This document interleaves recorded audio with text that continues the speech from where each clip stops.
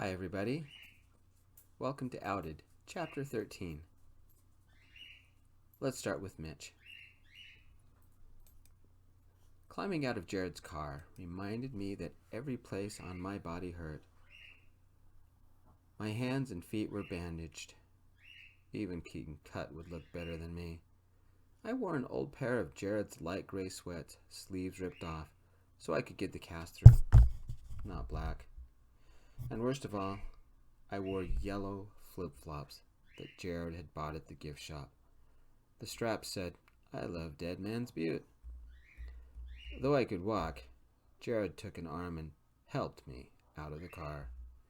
"My God," a voice said not too far away, "I'm going to get my old cane and drive over to your house and give your dad a beating. That's what I'll do." Old Mrs. Jackson whipped out of her house, taking the steps two at a time, and marched straight at me. "Hi, Mrs. Jackson," Jared said. "Did you need some help with your groceries?" I said. "Not today," she said, "and maybe not tomorrow either. Look at your pretty face. I've got something that you need to put on those bruises." She went and got it, a natural ointment we sell at Harding's. Jared led me up the walkway and stairs and into the house. Mrs. Parker leaned forward in her chair, levered herself up, and hobbled toward me on her cane. She grabbed my chin, turned my head one way, then the other, and gave me a hug. "You look like a Jackson Pollock painting. Good to have you home. Are you hungry?" She never complained about me coming over, not even now. She even made me a Parker. How do you repay that? "I have to help out." I told him, Mom, about the pantry, Jared said. "It's probably better he knew," she said. "Besides, I cook, you clean. Works for me. And you've been doing it for years. But not today. Not with the way you look. You're sitting on the couch and staying there." As Jared led me to the couch, he said, "Mom, I told Mitch you made him a Parker. Do you know what he said?" "I'm in the room," I said, easing myself down. "I can talk." "Then tell Mom," Jared said. "What did you say?" Mrs. Parker said. "That I'm the stepson, but Jared called me his foster brother." Mrs. Parker smiled and hobbled to the kitchen. "Works for me. Let's get you some food before your system goes weird again. Jared, you want anything?" "Make it to go. I've got to get to the dive," Jared said. "I switched shifts and they're expecting me." After breakfast, I wrapped a plastic bag around my hand and was about to attempt dishes when Mrs. Parker blocked my way. "What do you think you're doing?" Mrs. Parker scolded. "The dishes," I said. "Get on that couch and lay down." "Yes, ma'am," I said. After Jared left, Mrs. Parker made me lie down in Jared's bed and made sure the swamp cooler was turned up to block the noise of the television and said goodnight. In a weird way, I felt part of this family. Jared and Mrs. Parker were the only people I could call family. I put my hands behind my head and stared up at the ceiling. Jared used to have some poster of a girl in a bikini above his bed. Me and Jared had lain here talking so many times. But it was the first time since Jared had found out that I had been in his bed. The Parkers had never complained about me coming over. As poor as they were, they had let me live here. Jared was hurting as well. If I had the money, I'd clean up his entire credit card, but that wasn't an option. That was Donna and Bailey's solution to everything, and look where it had gotten them. Maybe I had caused the breakup, had destroyed our family. My parents had refused to accept me, and somewhere inside me, the ache of that pain still lingered.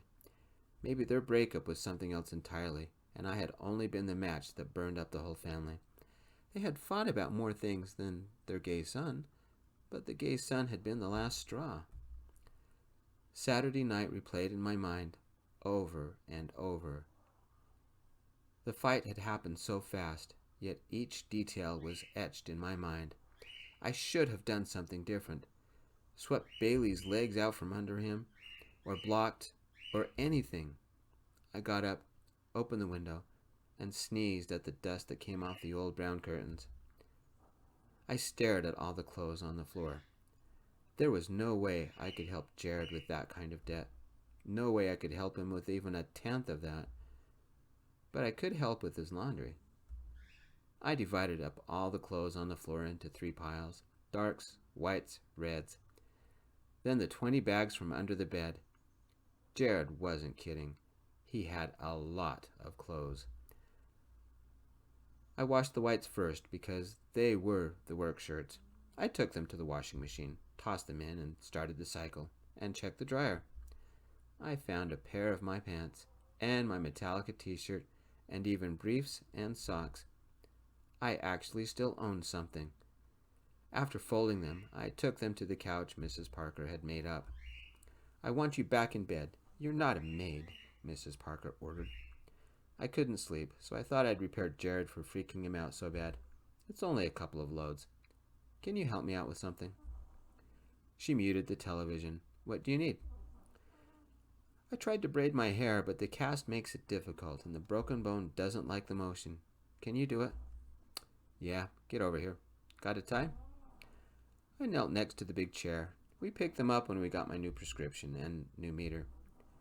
"My turn to ask you something," Mrs. Parker said. "Shoot." "Why didn't you move sooner?" she asked with her smoker's voice. "I don't know. Paying off the truck seemed so important, because I could live in my truck." My voice softened. I keep replaying that night over and over. There must have been something I could have done different, but I don't know what. "I can tell you one thing," Mrs. Parker said, and tied up the braid. "You should have come straight back here." I didn't think I had that option. Jared looked so horrified when he looked at me. "That's because you had a goddamn maniac running up to you with a baseball bat." She shouldn't have said that. It broke the dam on my emotions, and the shock and the fear and the helplessness of Saturday night broke free. I told myself I wasn't going to cry. I would be strong. I think she hugged me while I cried for 15 minutes.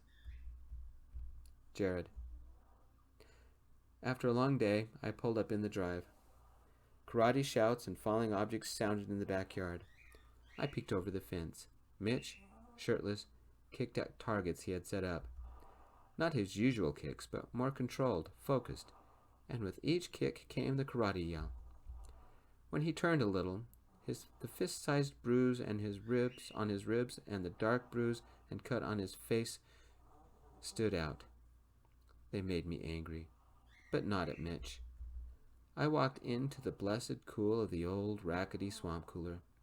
How long's Mitch been going at it? "About 7 or 8 loads. You should see your room." I walked back to my room and frowned. Clean sheets on the bed, piles of dirty laundry lined up by colors, more than 50 shirts and slacks, many with tags on them, hung up in the closet. Folded Levi's were on the old beanbag, folded t-shirts on the chair, a pile of rolled socks in a couple of drawers, a pile of receipts on the nightstand, and a pile of credit card bills on the chest of drawers. Mitch had even folded my boxers. Mitch was trying to help with my debt the only way he could. Laundry. Should I be mad that my disorganized room was now organized? I picked up one of the folded t-shirts. I didn't remember buying that one. The one underneath I did. The vintage Aerosmith, still with tags on. I had bought Saturday when I could have saved Mitch from Bailey. In the closet hung the other 2 shirts I had bought that night. The sky blue silk button-down and the turquoise golf shirt. The evidence of my problem. The evidence of how I had let Mitch down. I walked over to the credit card bills and picked up the latest one. More evidence. Independent little Mitch. What problems did he have? Except he wore his problems. Just look at his eye and his arm. What problems did Mitch have? He had worse problems than a little. Okay, big credit card debt. At least I had a home. Mitch didn't even have that. Or clothes. Or even the G-Skyer telescope. I sat on my bed smelling the clean sheets. Mitch didn't even have a bed. Just barely above broke. Just out of the hospital. And he was still trying to help me. He still had to be independent. Mitch had to pay his own way. Sometimes he could be so infuriating. Yet somehow we had become friends. and Mitch was the only friend that stuck around. The only person who cared about me enough to help with the backyard or washing this mess of clothes. Why? Mitch had loved me for years, but crushes faded after a while. Look at middle school. Any relationship that lasted longer than 2 weeks was a serious commitment. I walked over to the little table on the side of my bed and picked up one of the dusty pictures on it. But they weren't dusty anymore. Mitch had dusted. That made me smile. The picture was of Mitch and me, two goofy kids messing around in front of a swimming pool. Back when Mitch was blonde, before he grew his hair and dyed it black. The ultra-closeted gay kid and the poor wannabe jock. Look at us now. The emotionally crippled vampire and the washed-up barista. No, that was mean. Mitch wasn't emotionally crippled, just scared of living. I set the picture down, changed into shorts and a t-shirt, and walked back to the living room with the credit card bill. There was Mitch's things, all 10 of them, folded by the couch. He owned what? His vest, the hat, a pair of pants, a t-shirt, socks and briefs, and a pair of shoes. 7 things. 8 if you count his wallet, 10 if you count his longboard and helmet, 11 if you count his truck. I won't include the new pen and meter and journal. Those don't count. Mitch had to have those. 11 things. How is he going to survive? Another karate yell came from the backyard. Something fell. Good Lord, give me a heart attack. Mitch yelled, Sorry, Mrs. Jackson. That's all right. It's only a garbage can. You go back to bed. I wonder what that was about. Hey, Mom. I think I know why Mitch is going crazy over my laundry. I need to show you something. Mitch. Seeing Bailey that night coming after me, I froze. Karate hadn't failed me. I had failed karate. Insurance would cover the bulk of the hospital stay, but the co-pays and minimums and medication all would haunt me for months, or even years. Each time I let my mind wander, I saw Bailey sneer, felt the crack of the baseball bat, the sticky ooze from my cheek, heard the smash of the phone, the feel of the cold metal bench on my legs out at the Overlook, shivering all night because I didn't know what to do. The only good thing about the weekend was finally talking with Jared. He had read the letter, knew it all. That was scarier than facing Bailey. Jared hurt inside as much as I did, maybe even more. I sat into a butterfly stretch and pressed my knees down. All these years, and I should have seen the clues to my best friend's issues. Maybe that was the other good thing I had learned about the weekend. Jared had liked me coming over as much as I liked being here. With my feet sideways, I could see the bottoms. A couple of places had bled through the dirty bandages. I checked my hands. Same thing. How many hours had I been at this, and still had no answer? I had failed myself. There was only one answer. I had to train harder, fix whatever I had done wrong. But that could wait till tomorrow. My hands and feet had suffered enough. A quick tidy of the backyard. I pulled on my borrowed sweatshirt, and I walked back into the kitchen. Cool, not the frigid cold of the monster house, but nice. I took a seat at the table and did a quick glucose check. My blood sugar was normal-ish for me. At least it was only just above 100, not what it had been at the hospital. I pulled out the new journal and recorded the results. Jared and Mrs. Parker were having a serious talk. Sounded like he was telling her about the credit card issues. I had best not interrupt. I snuck around the couch, grabbed my clothes, and hightailed it back to Jared's room. Another load of wash, and I took a towel into the bathroom and climbed into the shower. I let the hot water spray over me and tried not to think about the weekend. Tried not to think about some way to help Jared. Tried not to think about what I would say at Harding's when I went back. Or the dojo. What do you say? One day you are Mitch, the emotionless freak who wears black, and the next day you get beat up and the whole world learns you're gay. And the day after that, you go back to work and everything is different. Scary different. enough to make my neck tighten and the panic start. I massaged my neck and sat on the floor, hugging my knees to me, and letting the hot water relax my muscles. I had to face all these people, not as the shy kid who always hid from everyone, but the gay kid who just came from the hospital because his dad beat him. Maybe I could sneak in, avoid the break room, be too busy, and nobody would notice me. Maybe I could be quietly depressed and melt down the drain. "You alive in there?" Jared said from the door. "Sorry." I turned off the water. It had turned cold. "Just thinking." "You've been in there for 45 minutes, Jared said. "Sorry." "Come on out. Mom's making low-carb tacos." Jared closed the door. I grabbed the towel, dried myself, and couldn't find my clothes. I must have left them in Jared's room. With the towel wrapped around me, I hurried to the other room. My clothes lay on the end of the bed in a nice, neat pile. On the nightstand was the picture of us years ago, messing around. We had just gotten home from swimming. Two crazy kids. How did we get so messed up? I walked over to it and picked it up. Mitch and Jared. Jared and Mitch. That was the day. Many years ago, Mrs. Parker had been the first to learn I was gay. I had been in the bathroom, staring at the mirror. Jared and I had gotten home from swimming, and I had changed out of my suit and into shorts and an old t-shirt. "Jared, I'm gay." I practiced. "Jared, I've wanted to tell you this for a long time. You see, I'm gay." The door hadn't closed all the way, and I turned and saw Mrs. Parker staring at me. The slight way she nodded made me think she had heard everything. "I finished changing," I said. "Where's Jared?" "He's outside," Mrs. Parker said. I pushed past her and found Jared among all the junk in the backyard. I tried to tell him, but got too scared. That night, as I was practicing in the mirror at the monster house, Bailey heard.